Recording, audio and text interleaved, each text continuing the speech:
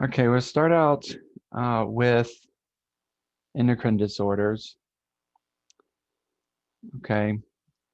Um, so lots of things can cause endocrine dysfunction.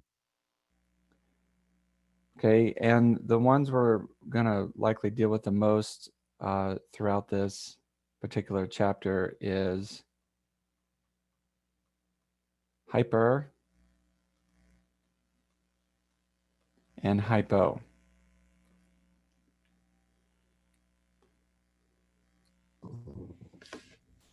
Can you start screen sharing? Oh yeah, okay, hold on.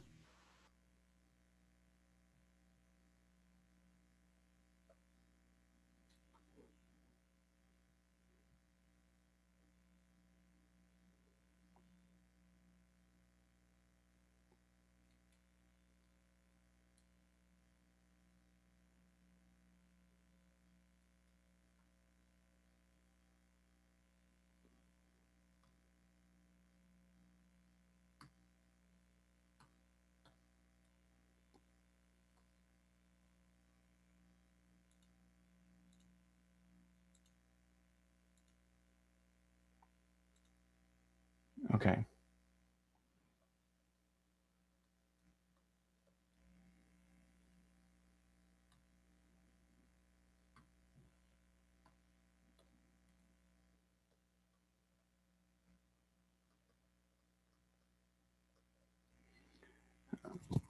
Okay, so some endocrine disorders, chapter 40. Okay, so we're going to be dealing a lot with hyper and hypo.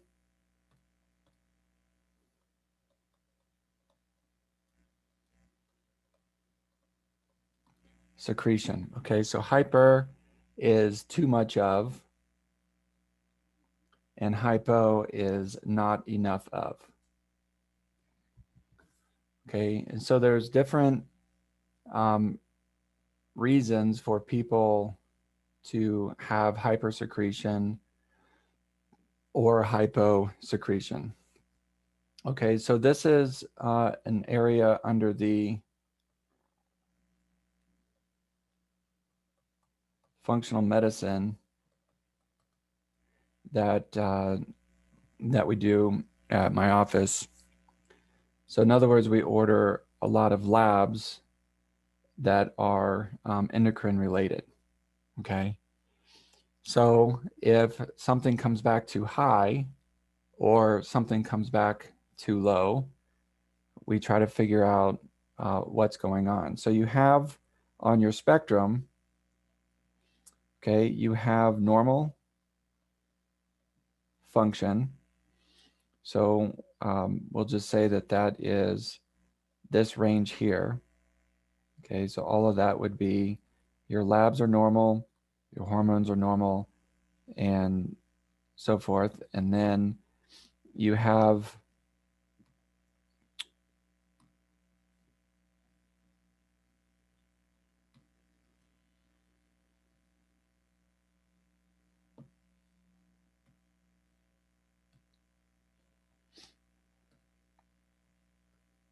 okay, then you have out of range.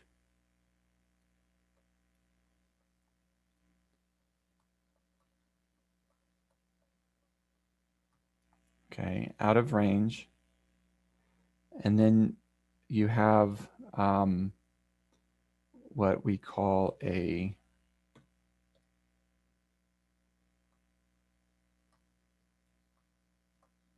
red flag.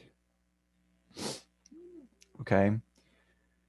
So in general, your labs are going to come back in one of those three categories, either normal, out of range, or a red flag. Okay, now out of range means that it is outside of normal but not dangerous. Okay, it's outside of normal but not dangerous, either hyper or hypo, or it is a red flag and it's severely out of range and would require further investigating. Okay. If after a while we don't get results with out of range, then we dive in deeper with laboratory testing or images. But with your red flag stuff, you're diving in right away. Okay. So some of the red flag indicators could be things like tumors, okay, autoimmune,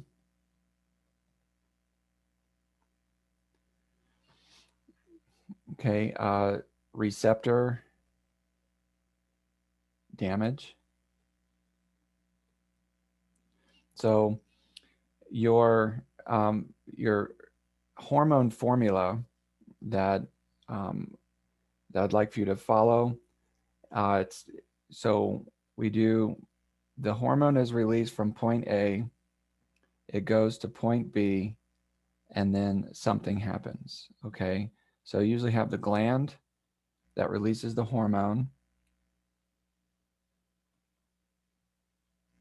and then it goes to a target cell,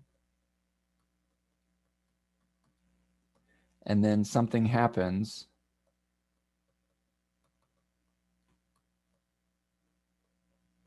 when the hormone gets there.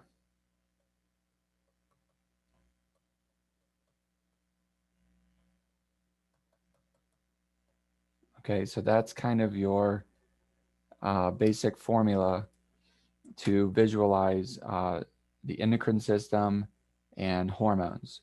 Where is it coming from? Where is it going? And what does it do when it gets there? Okay, so A would be where is it coming from? Where is it going, which is your target cell? And then what happens once it gets there? Okay, um, so we'll be looking at a lot of these throughout this endocrine disorder. Okay. Um, so with other red flags, so tumors, autoimmune, cell receptor damage. Okay. You can also have tissue damage. All right. And there's a variety of things that can cause that. It could have been because of surgery, trauma, um, congenital.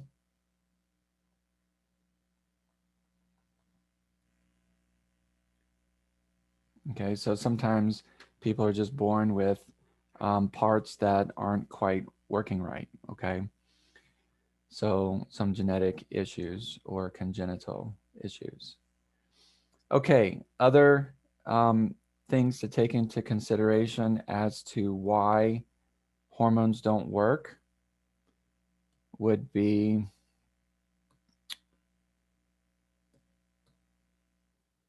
okay, so for the out of range, um,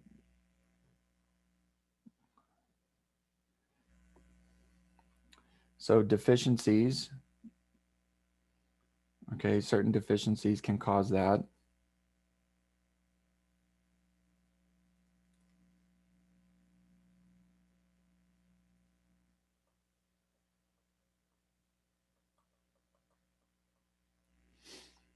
Okay, and this is also where your other labs come into play. So in other words, you can order hormone labs, but you can also order, um, metabolic panels and, liver enzymes and, other labs to see what's going on. Okay, and nutritional deficiency labs and so forth. So these do, um, you do take these into account as to why a person might have endocrine dysfunction. Okay, so we have um,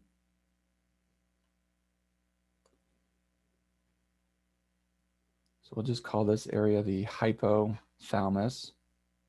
Okay, and then you have the pituitary stalk.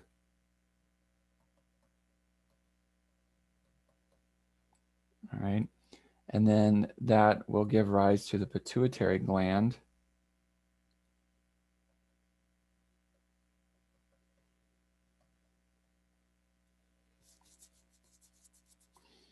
Okay, and this is going to be the anterior aspect of the person.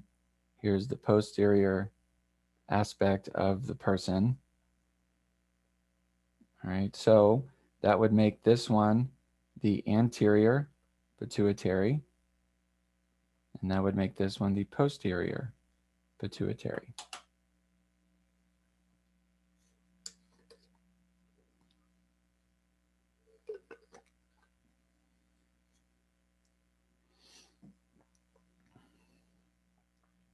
All right.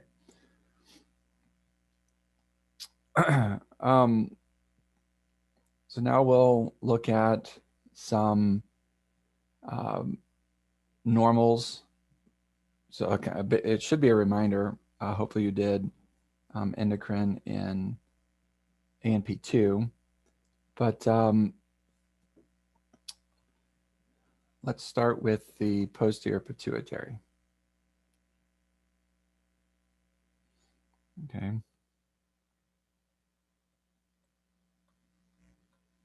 So posterior pituitary.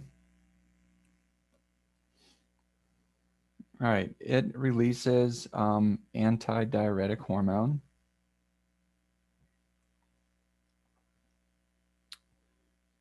which goes to the kidneys. And in the presence of ADH, you keep water. Okay.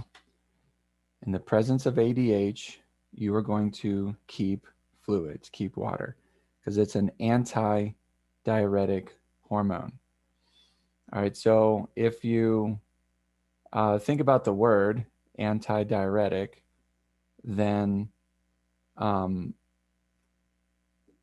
it's trying to prevent you from losing fluid, okay? Because a diuretic would make you lose fluid. All right, so if something happens to the kidney,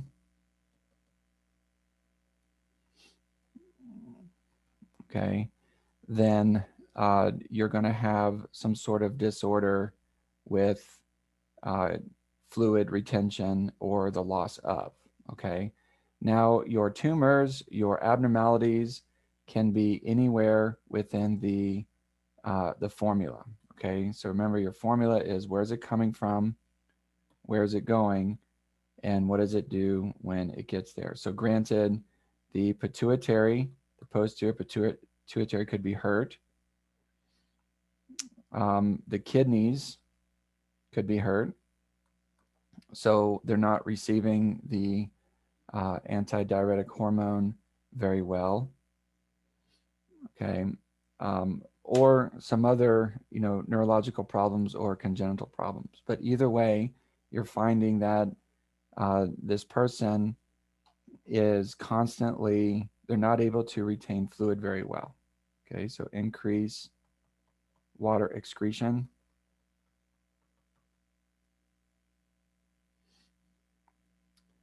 Okay. And then you would be thinking things like diabetes,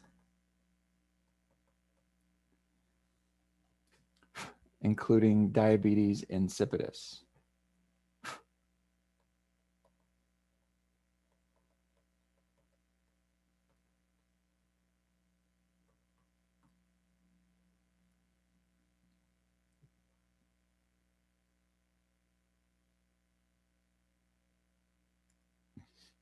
Okay.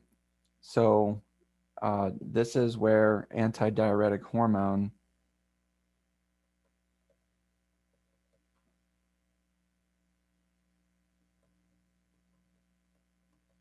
okay, there's some sort of dysfunction there, okay, with diabetes insipidus. Now, it takes a lot of testing to figure that out, MRIs of the brain and perhaps the kidney and some laboratory testing to find out what's going on with um, the antidiuretic hormone, okay? Also, some of these could be side effects of medication if a person is on a diuretic. So those are part of your investigation. All right, then you have the posterior pituitary releases oxytocin.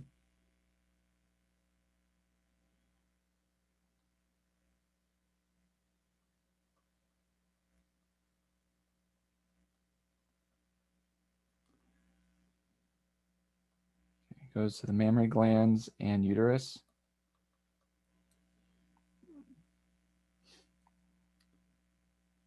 Okay, now it also has a lot of other functions.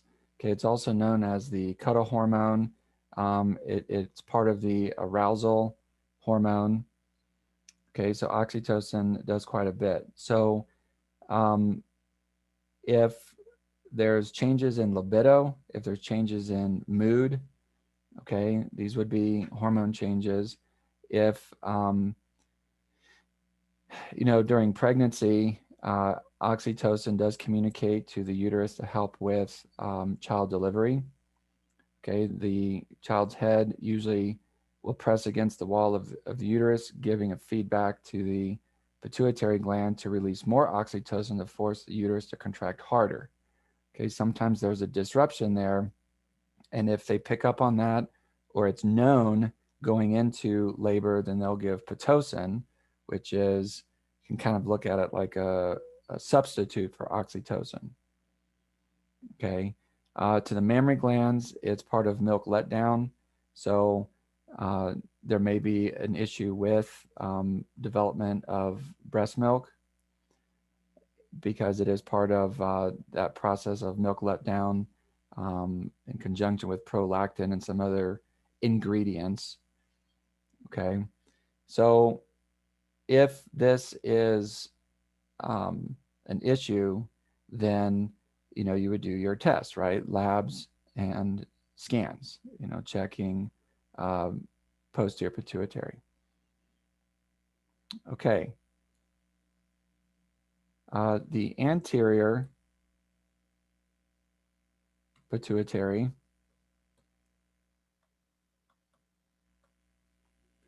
okay, that one releases quite a bit of hormones. Okay, the posterior only releases 2, and the anterior releases everything else. Okay, so that's kind of one easy way of remembering it.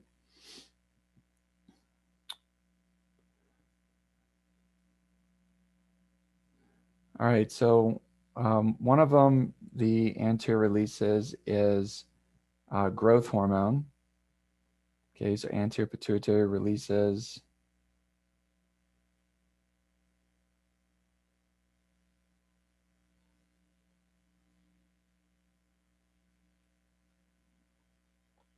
your growth hormone. And growth hormone will go to tissue. It goes to muscle and to adipose tissue. So like this, I should say bone.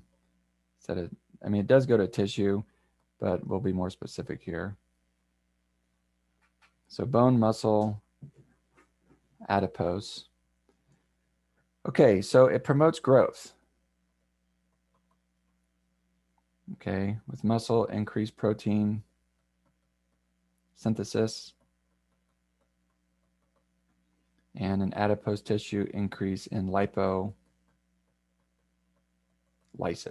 okay, or lipolysis, or the breakdown of fat. Okay, if there is a disorder, then you can get these conditions.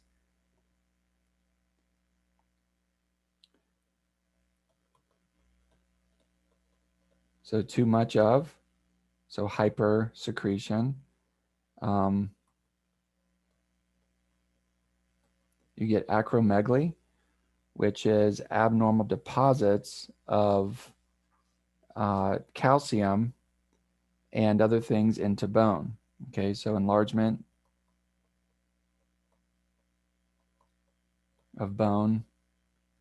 So it looks abnormal, right? The size of the bone, usually see, for us, for everyone, you usually see it in the facial features, okay, where you've got this typically, we'll just say a nice petite, round face, but then as time goes by, it increases in size, okay, acromegaly. Okay, then another one of too much of is gigantism,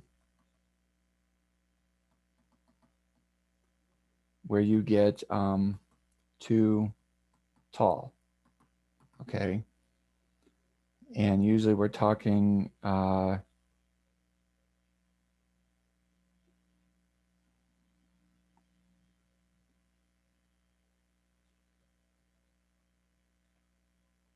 okay, so 7'10" or greater.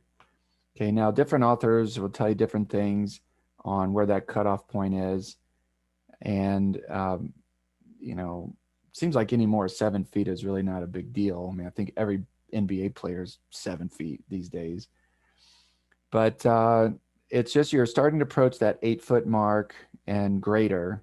Okay, so it's too much. Okay, and then what ends up happening is the load that the body and the heart and the joints and all that has to endure at this point is too much. Okay. So a good celebrity example would be Andre the Giant.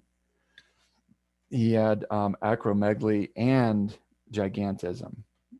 Okay. If you've seen the movie Princess Bride, okay, he was in that film. Also, former like WWF wrestler. Okay. But uh, so these are uh, some problems that people can have. It's usually you know observed in youth, and at some point the parents or whoever they can just tell like something isn't right. The growth and development isn't quite right. So they start to get checked. If caught early enough, there are some medical interventions that they can do to block the growth hormone.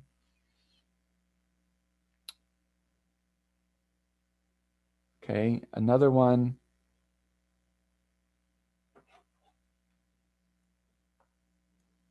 Let's see. So the anterior pituitary releases thyroid stimulating hormone, okay, which goes to the thyroid.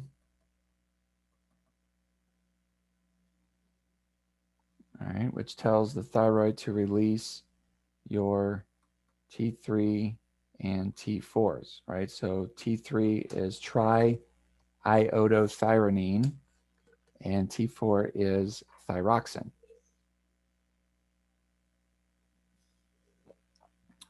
Okay. Um, it is pretty fancy what the T3s and T4s do, so we're not going to get into all that. That would have been more of an ANP2 thing. But here's the quick version is they are responsible for metabolism.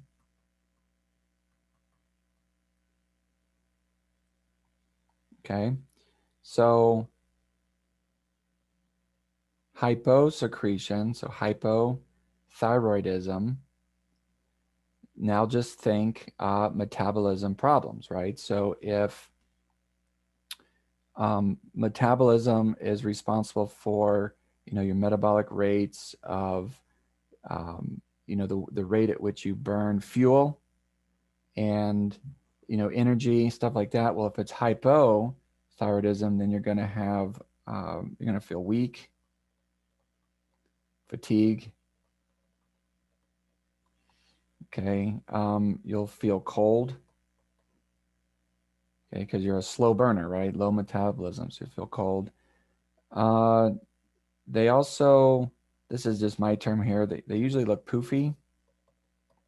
Okay. Because at some point you start to get the edema, you retain fluid. So there's some edema. You can also get a goiter. Okay. Now a goiter is usually caused by a deficiency in iodine. Okay. And uh, so what happens is you have the T3, which is triiodothyronine,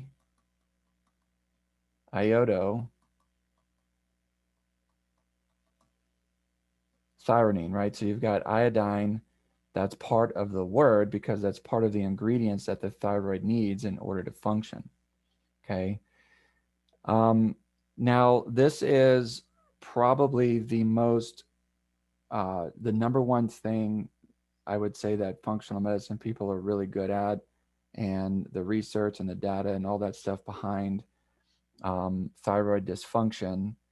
So, I want to list a few things for you. You know, we could sit here and talk forever about thyroid dysfunction, but here's some things because it's so common. Okay, so 1 in 3 to 1 in 4 people in the U.S. Have this problem. It's very common. It's very prevalent, and it continues to become an increasingly amount of issues as time goes by. Okay, so it's worth talking about.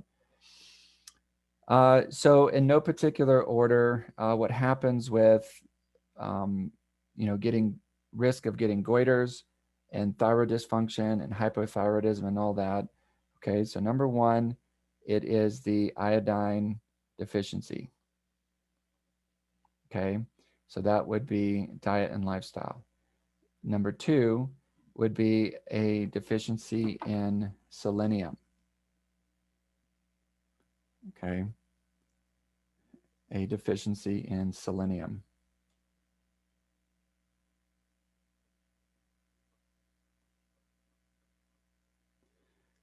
All right, what happens is when thyroid hormone, so we'll just say TH, when thyroid hormone is released into the body,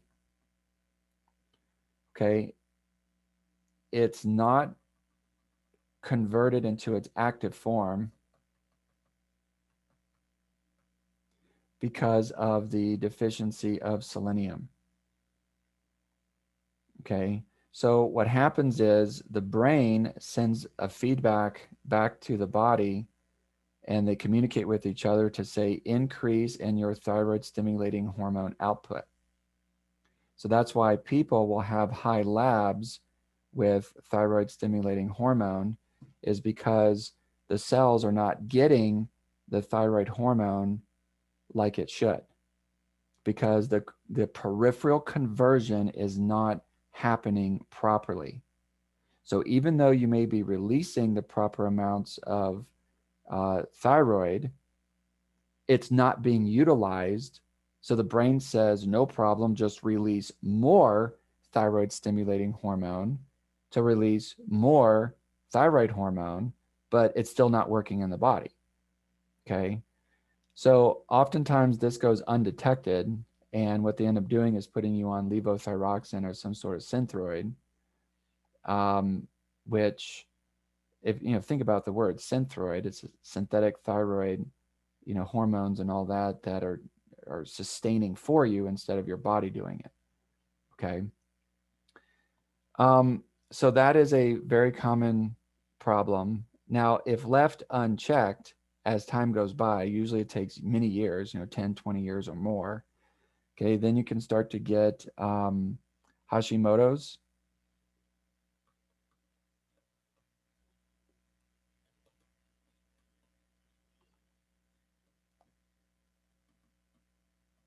Okay. Hashimoto's disease.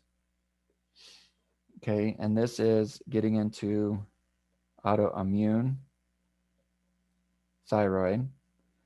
And the lab that you want to do for this is, or one of them is anti-TPO, okay, thyroid peroxidase.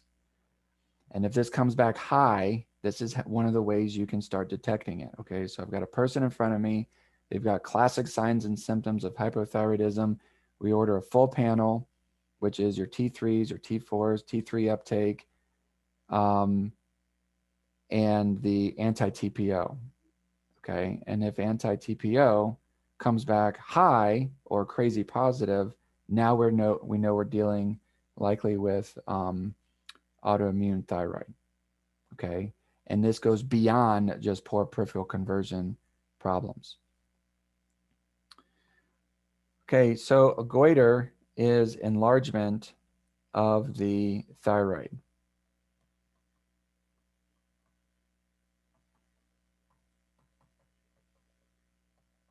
Okay, a goiter is enlargement of the thyroid. And the reason why is because of the cell's continual search for iodine. Okay, now most people are deficient. So if you look at this guy, this researcher named Dr. Harry Eidner, and another one,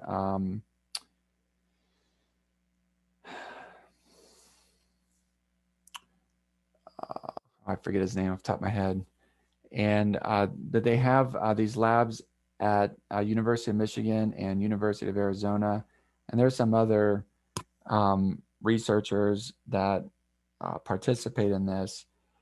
Okay, if you go back in history, you'll look at this thing called the goiter belt. Okay, so the goiter belt is the Great Lakes, like in the Michigan area, and in the 1950s or thereabouts, this became a very popular area for researchers to go in. Is David Brownstein. Okay, so Eidner and Brownstein are some of the top medical researchers for thyroid dysfunction. Okay, so what happened was they meaning researchers and medical people, noticed that all these people in the Great Lakes area were starting to get goiters. And so they went in to try to figure out what was going on. And what they found was there was a deficiency in iodine. Okay, so this is where iodinized salt came from. So they tried to figure out how can we get iodine into people that's cost effective and we can mass produce it. Okay, so this is where the idea of your iodinized salt came from. Okay.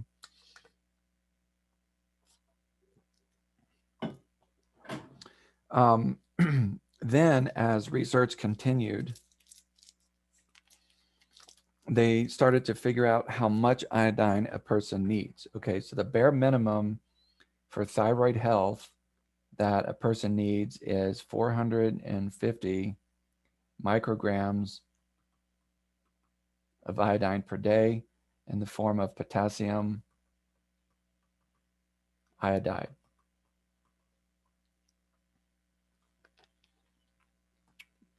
Okay, and the reason why I say it that way is because, you know, if a person doesn't fully understand iodine and the triiodothyronine and all that, and they start thinking iodine, they start thinking radioactive iodine, and that's not what we're dealing with here.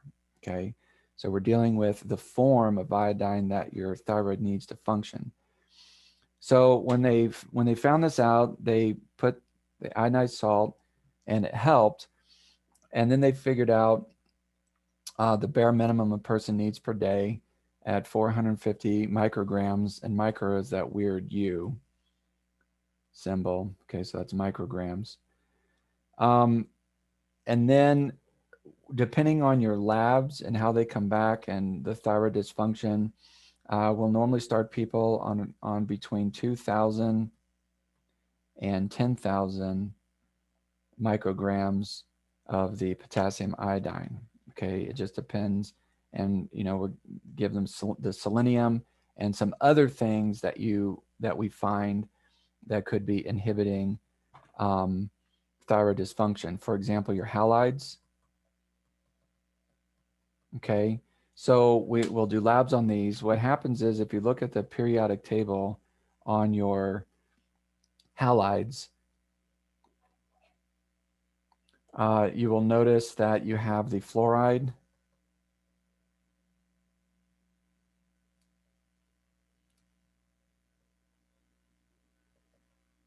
okay, the fluoride, the chlorine, or the chloride, I should say, and the bromide or bromine. Okay, now iodine is on there, but it's at the bottom of the totem pole, like literally, if you look at a periodic table under your halide column, it's at the bottom of the totem pole because it's the weakest of all the halides. Okay. Now, if you look at how much fluoride and chloride and bromine people are consuming, it displaces iodine.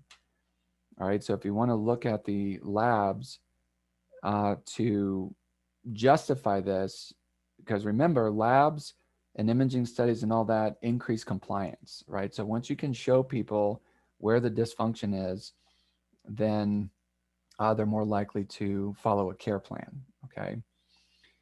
And so we got to, if, and this is very common, right? The displacement of the halides. So we try to get them off of the fluorides, off of the chloride stuff and the bromine.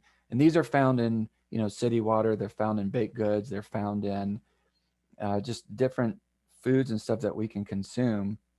You'll find these. So we just monitor that and then give them the potassium iodine to help offset the displacement. Okay. So once you fix these things, then the thyroid actually starts to go back to normal. Now the body can function again. But if left unnoticed and you're not removing the provocative ingredients, then you will likely get autoimmune, such as Hashimoto's, or to go the other way, Graves' disease. Okay. So Graves' disease is now getting into hyperthyroidism.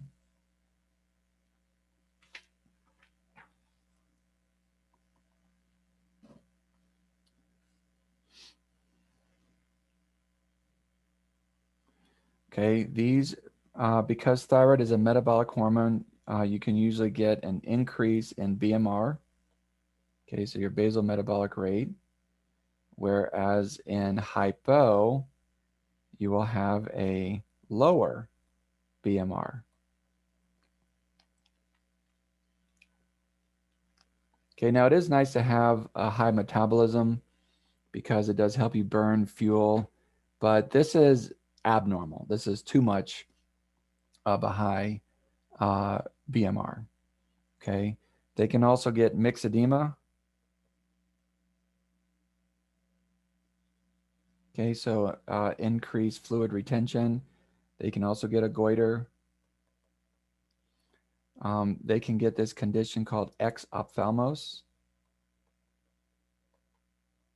Okay, where the eyeballs are protruding because of the pressure from fluid retention and enlargement of the muscles, and just basically a lot of the stuff behind the eye enlarges, so it causes the eyeballs to almost literally pop out, right? They're more exposed.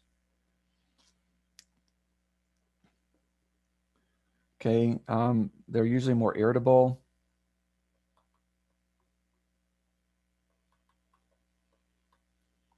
Okay, and I don't mean like the irritable from the nervous system that allows the action potential, just like they're just more annoyed easily. Okay, increased heart rate.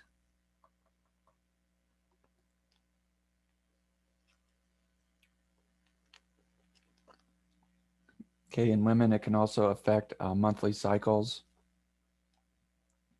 Okay, so those are, we listed some of the more, we'll just say naturopathic treatments. Okay, so looking for deficiencies and fixing those, looking for the halides and getting those balanced. Okay, and then on the medical end, they can do, depends on the degree of the severity. So as we mentioned earlier, you can, for hypothyroidism, they can do the levothyroxine or the synthroid. Okay, in hyperthyroidism or Graves' disease, they'll usually do blockers, okay, to try to inhibit the thyroid hormone production.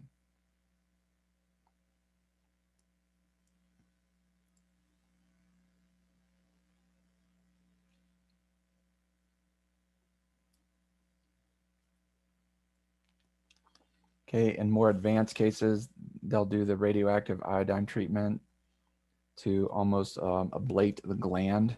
Okay, so that's why earlier I wanted to make sure you all knew the difference between the radioactive form of iodine and the potassium iodine, the form of iodine that you need in order to function, for the thyroid to function.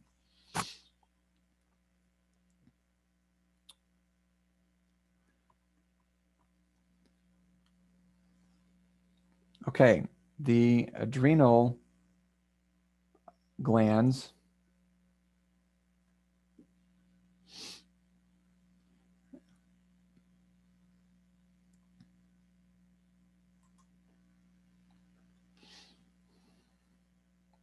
so let's do a little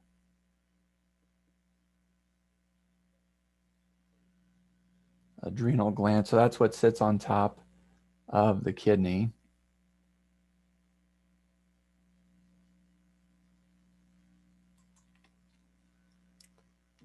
And you have the adrenal cortex and the adrenal medulla. Okay. And then if we take a cross section through this and enlarge it, right, you see the different layers.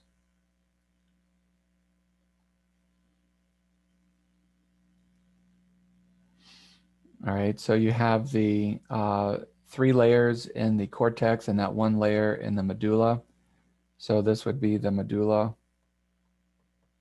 area. Your GFR, not to be confused with glomerulus filtration rate, your GFR is your glomerulosa. Remember the zona glomerulosa, the zona fasciculata, and the zona reticularis.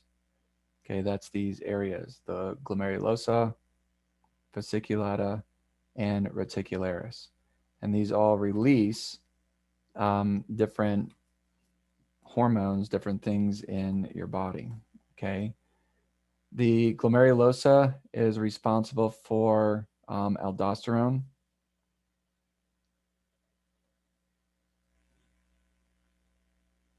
And the fasciculata does your glucocorticoids, such as cortisol. So that's what's released from the fasciculata. And the reticularis releases your androgen hormones, which are estrogen, progesterone, and testosterone. So, and then the adrenal medulla releases your epinephrine, norepinephrine, part of your sympathetic nervous system response.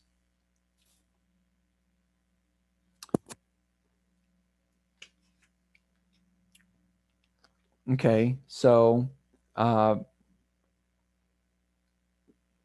once you know the function of these, right? So aldosterone, which is part of your the RAAS system, but you can also focus in on the presence of aldosterone will help you increase sodium reabsorption and you increase in potassium excretion. Okay. So, in the presence of aldosterone, you keep sodium and you get rid of potassium.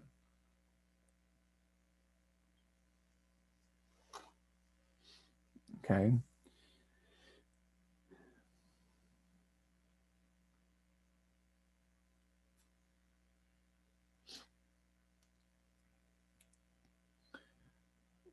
All right. So, cortisol, when released in your body, I mean, it does a ton of stuff.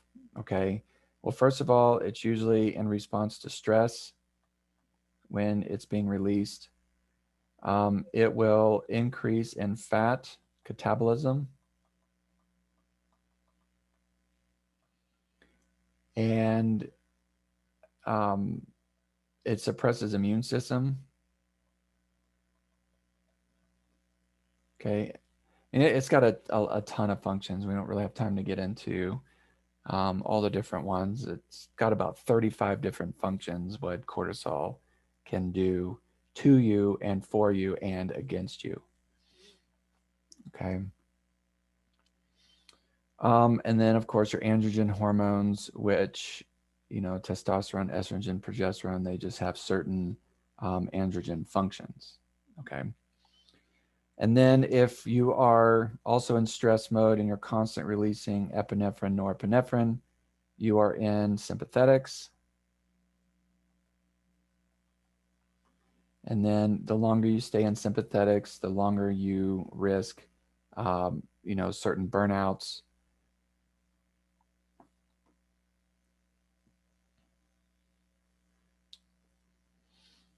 Okay, so the anterior pituitary releases adrenal corticotropic hormone, which goes to the adrenal cortex.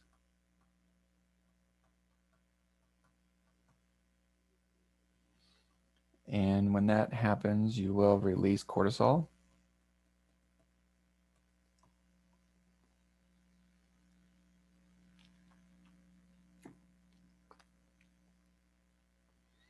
Okay, so some abnormalities or conditions, Cushing's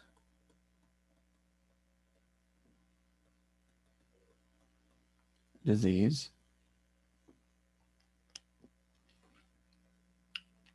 Okay, a sign and symptom of Cushing's disease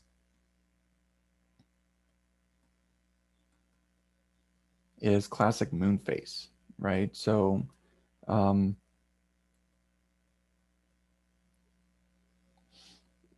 where you get, the face just enlarges. So, fatty deposits, fluid retention.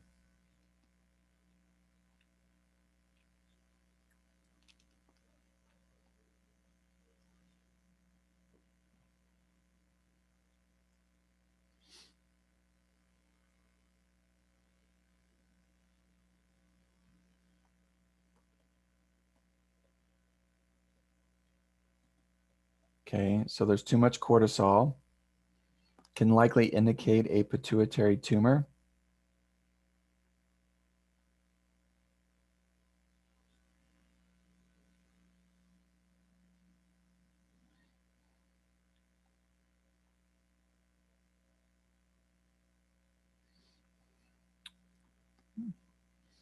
Okay.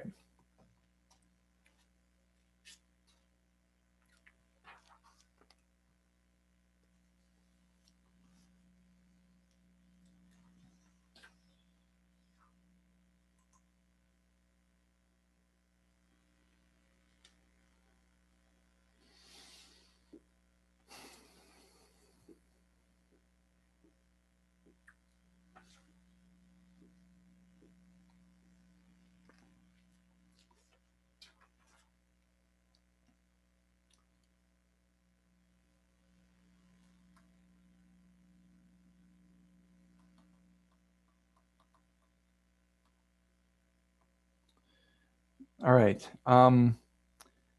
Let's take a break. Okay, we're going to take a 15-minute break, and when we come back, we'll dive into some diabetes and then some other hormone abnormalities and endocrine abnormalities.